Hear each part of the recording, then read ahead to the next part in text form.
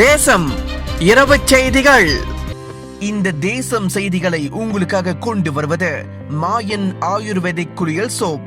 தொடர்புக்கு மாயன் என்டர்பிரைஸ் 0111-26 நாட்டின் 15வது பொதுத் தேர்தலில் வெற்றி பெறுவதே மாயிகாவின் இலக்கு. மாயிகா தேசிய தலைவர் தான்ஸ்ரீசா விக்னேஸ்வரன் சூளுரை. நாட்டின் 15வது பொதுத் தேர்தலில் வெற்றி பெறுவதையே மாயிகா பிரதான இலக்காக கொண்டுள்ளதாக அதன் தேசிய தலைவர் தான்ஸ்ரீசா விக்னேஸ்வரன் சூளுரைத்துள்ளார். இந்தியர்கள் அதிகமாக வாழும் பகுதிகளில் மாயிகா போட்டியிடுவதோடு அதன் வெற்றியை உறுதி செய்ய முடியும் என்று சுங்கைசிப்புட்டில் மக்கள் சந்திப்பில் கலந்து கொண்ட போது தான்ஸ்ரீசா விக்னேஸ்வரன் அவ்வாறு கூறினார். தற்போதுள்ள அரசியல் சூழலில் அமைச்சரவையில் ஒரே ஒரு அமைச்சர் மட்டுமே மாயிகா கொண்டுள்ளது. ஆனால் இனி வரும் 15வது பொதுத் தேர்தலில் மகத்தான வெற்றி நிலைநாட்டி இந்தியர்களின் நம்பிக்கையை மாயிகா மீண்டும் பெற முடியும் என்று தான்ஸ்ரீசா விக்னேஸ்வரன் திட்டவட்டமாக தெரிவித்தார். அதோடு மட்டுமல்லாமல் மலேசிய இந்தியர்கள் தடுப்பூசி போட்டுக்கொள்ள முன் வர வேண்டும். கோவிட்-19 தடுப்பூசியை செலுத்திக் கொள்வதால் கோவிட்-19 நோய் வராமல் தடுக்க முடியும் என அவர் தெரிவித்ததோடு விரைந்து கோவிட்-19 தடுப்பூசியை செலுத்துமாறு தான்ஸ்ரீ அனைவரையும் கேட்டுக் கொண்டார். முன்னதாக சுங்கைசிப்புட்டில் B40 பிரிவு குடும்பங்களுக்கு நிதி உதவிகள், மக்கள் சந்திப்பு கூட்டங்கள், உயர்கல்வி செல்லும் மாணவர்களுக்கு நிதி உதவிகள் என அனைத்தும் வழங்கப்பட்டன என்பது குறிப்பிடத்தக்கது.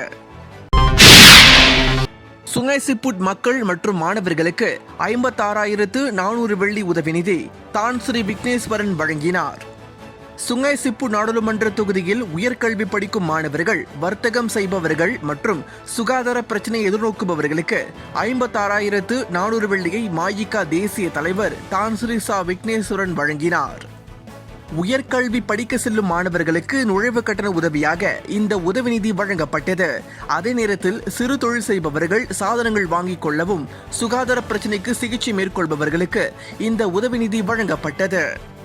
இந்த மக்கள் சந்திப்பில் தான்ஸ்ரீ விக்னேஸ்வரன் மக்கள் பலரை நேரில் சந்தித்து அவர்களின் பிரச்சனையை கேட்டறிந்தார். இந்த மக்கள் சந்திப்பில் கலந்து கொண்ட தேசிய மின்சார வாரியமான TNB-யின் இயக்குனர் டத்து ரவிச்சந்திரனும் கலந்து கொண்டு பல்வேறு மின்சார பிரச்சனைகளை கேட்டறிந்து அதற்கு தீர்வு காண நடவடிக்கைகள் மேற்கொண்டார் என்பது குறிப்பிடத்தக்கது. மக்களுக்கு தொண்டு செய்வதை கடமையாக கொள்ளுங்கள். சஹாபாட் மலேசியா தேசிய தலைவர் ரமேஷ் வேண்டுகோள். சஹாபாட் மலேசியாவின் பேரா மாநில பொறுப்பாளர்களுடனான சந்திப்பு கூட்டம் சுங்கைசிப்புட் தொகுதி மாயிகா அலுவலகத்தில் நேற்று நடைபெற்றது. இந்நிகழ்ச்சியில் சஹாபாட் மலேசியாவின் தேசிய தலைவர் ரமேஷ் சுப்பிரமணியம் கலந்து கொண்டு உரையாற்றினார். சுங்கைசிப்புட் தொகுதியில் போட்டியிடவிருக்கும் தான்ஸ்ரீ விக்னேஸ்வரன் சிறப்பான சேவைகளை இங்குள்ள மக்களுக்கு செய்து வருகிறார். மாயிகா மீண்டும் இந்த தொகுதியை மீட்டெடுக்க சஹாபாட் மலேசியா உறுப்பினர்கள் தீவிரமாக செயற்பட்டு அவரின் வெற்றியை உறுதி செய்ய வேண்டும் என்று ரமேஷ் கேட்டுக் கொண்டார். இங்குள்ள வாக்காளர்களுடன் அணுக்கமான உறவை வைத்துக் கொள்வது மிகவும் அவசியமாகும். மேலும் மக்கள் சேவையை மகேசன் சேவை என்பதை கருத்தில் கொண்டு அனைவரும் செயலாற்ற வேண்டும். மக்களை சந்திக்கும் போது மற்ற கட்சி தலைவர்களை குறை கூறாமல் மாயிகா செய்யும் சேவைகளை மட்டுமே பேச வேண்டும். சஹாபாட் மலேசியாவில் பல இளைஞர்கள் இணைந்து பணியாற்ற வந்திருப்பது மகிழ்ச்சியாக இருக்கிறது. நமது சேவை மக்களை சேர்ந்தடைய வேண்டும். உறுப்பினர்கள் குழுவாக பிரிந்து இங்குள்ள வாக்காளர்களை சந்திக்க வேண்டும். அதே வேளையில் மக்களின் வேண்டுகோள் அனைத்துக்கும் வாக்குறுதிகளை வழங்க வேண்டாம். எல்லாவற்றையும் செய்ய முடியாது. அப்படி செய்யாவிட்டால் நம்மை குறை கூறுவதற்கு அது வழிவகுக்கும் என்றும் ரமேஷ் தெரிவித்தார். இந்நிகழ்ச்சியில் பேரா மாநில சஹாபாட் மலேசியா தலைவர் K ராஜ்குமார், சுங்கைசிப்புட் தலைவர் அஜாட் கமால்டீன், மாயிகா தொகுதி செயலாளர் கி மணிமாறன், கிளை தலைவர்கள் உள்ளிட்ட பலரும் கலந்து கொண்டனர்.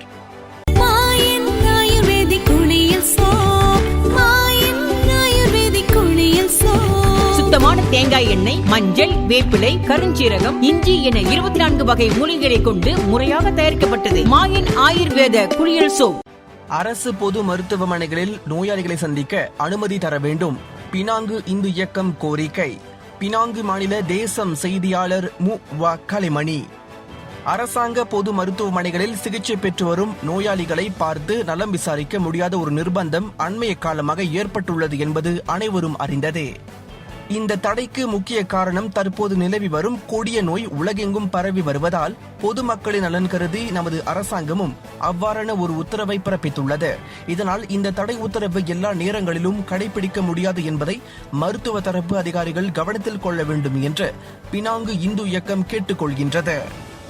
கடுமையான நோயினாலோ அல்லது விபத்தினாலோ சிகிச்சை பெற வரும் நோயாளிகளை அவர்களுடன் உறவினர்கள் கூடவே இருந்து நலம் பாதுகாக்க ஆறுதலாக இருக்கும் என்ற காரணத்தினால் இக்கோரிக்கை விடப்படுவதாக இயக்க தலைவர் ப. முருகையா கூறினார். இவ்வாறான ஒரு நிலையை மருத்துவ அதிகாரிகள் வழங்க மறுத்தாலும் அதற்கு ஈடாக அவசர பிரிவில் உயிருக்கு போராடும் நோயாளிகளை நேரடி ஒளியலை மூலம் திரையில் பார்ப்பதற்கு ஏற்பாடு செய்து தர வேண்டும் என்று ப. முருகையா ஆலோசனை தெரிவித்தார். இதற்கென்று தனி அறை ஒன்றை உருவாக்கி அதனுள் நெருங்கிய உறவினர்கள் மட்டுமே நோயாளியின் ஒவ்வொரு நடவடிக்கையையும் காண முடியும் என்பதை தாம் பெரிதும் நம்புவதாக அவர் தெரிவித்தார். கடந்த ஓராண்டு சுகாதார கேடு காலத்தில் நமது அரசு மருத்துவமனைகளில் மருத்துவர்களிலிருந்து பாதுகாப்பு ஊழியர் வரை எல்லா தரப்பு முதல் ரக அதிகாரிகள் அனைவரும் தன்னலம் கருதாது செய்து வரும் முதலுதவிகள் அனைத்தும் மிகவும் மகத்தானது, பாராட்டுக்குரியது என்பதையும் பினாங்கு இந்து இயக்கம் நன்கு உணர்ந்துள்ளது. அவர்களுக்கு நன்றியும் தெரிவித்துக் கொள்கின்றது. அரசாங்கத்தின் நடவடிக்கைகள் சிறந்துள்ள போதிலும் பார்வையாளர்களை அனுமதிக்காதது ஒரு பெரும் குறையே. மரணம் அடையும் தருவாயில் உள்ள நோயாளிகளை கூட குடும்பத்தினர், குறிப்பாக மனைவியோ கணவனோ காண தடை விதிப்பது என்பது கொடுமையிலும் கொடுமை என்பதை சுகாதார அமைச்சு உணர வேண்டும் என்று பினாங்கு இந்து இயக்க தலைவர் ப. முருகையா வருத்தத்துடன் குறிப்பிட்டார். கிரேன் விழுந்து விபத்து, 3 தொழிலாளர்கள் மரணம். பெர்சியாரான் ஆலாம் டாமாய் புஞ்சா பான்யா நெடுஞ்சாலையை பகுதியின் கட்டுமான பகுதியில் கிரேன் ஒன்று கார் மீது விழுந்ததில் குத்தகை தொழிலாளி ஒருவர் மாண்டார். மேலும் ஒரு கார் ஓட்டுநரும் பலத்த காயங்களுக்கு இலக்கானதாக முதல்கட்ட தகவல்கள் வெளியாகியுள்ளது. கிரேன் விழுந்ததில் 2 உயிரிழந்ததோடு கிரேனில் சிக்கிக் கொண்ட ஒருவரும் மாண்டதாக தெரிவிக்கப்பட்டுள்ளது. இன்று காலை 8:45 மணிக்கு நிகழ்ந்த இந்த விபத்தில் தீயணைப்பு படையினர் முழுவீச்சில் இறங்கியுள்ளனர் என தீயணைப்பு பேச்சாளர் ஒருவர் தெரிவித்துள்ளார். கட்டுமான பணிகளை தற்காலிகமாக நிறுத்துங்கள், பொதுப்பணித்துறை அமைச்சு கட்டுமான நிர்வாகத்திற்கு அதிரடி உத்தரவு. சுங்கைபசி உலுக்லாங் நெடுஞ்சாலை கட்டுமான பணிகளை தற்காலிகமாக நிறுத்தி வைக்குமாறு கட்டுமான நிர்வாகத்தினருக்கு நாட்டின் பொதுப்பணித்துறை அமைச்சு அதிரடி உத்தரவை பிறப்பித்துள்ளது. கிரேன் விழுந்து விபத்துக்குள்ளான சம்பவத்தால் 3 பேர் மாண்டதோடு ஒருவர் பலத்த காயங்களுக்கு இலக்காகியுள்ளார்.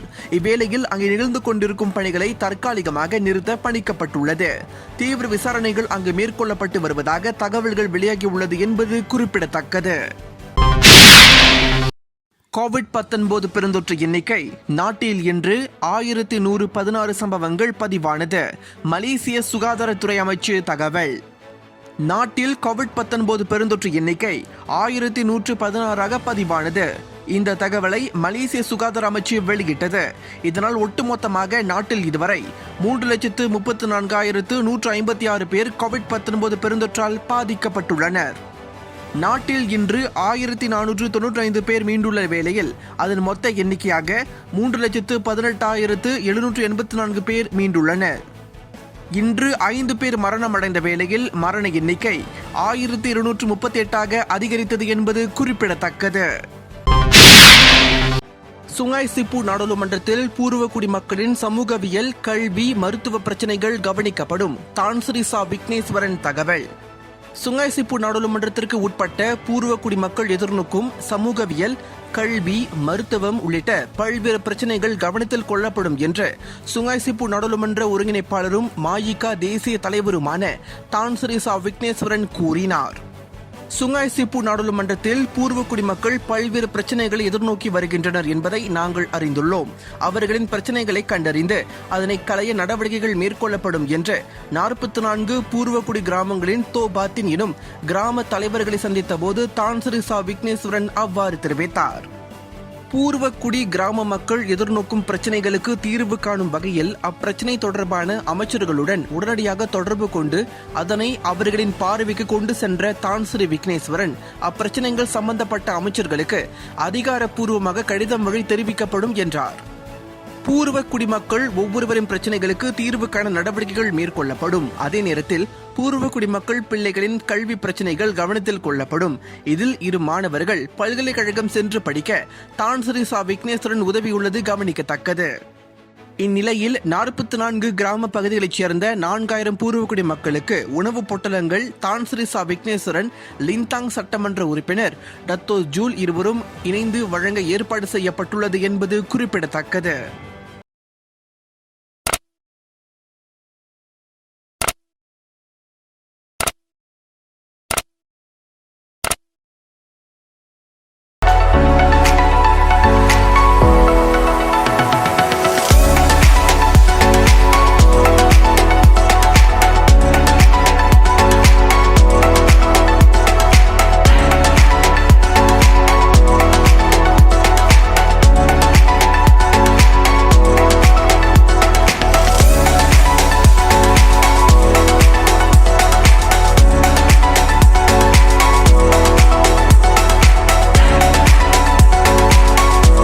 இது ஒரு தேசம் டிவி மலேசியா தயாரிப்பு.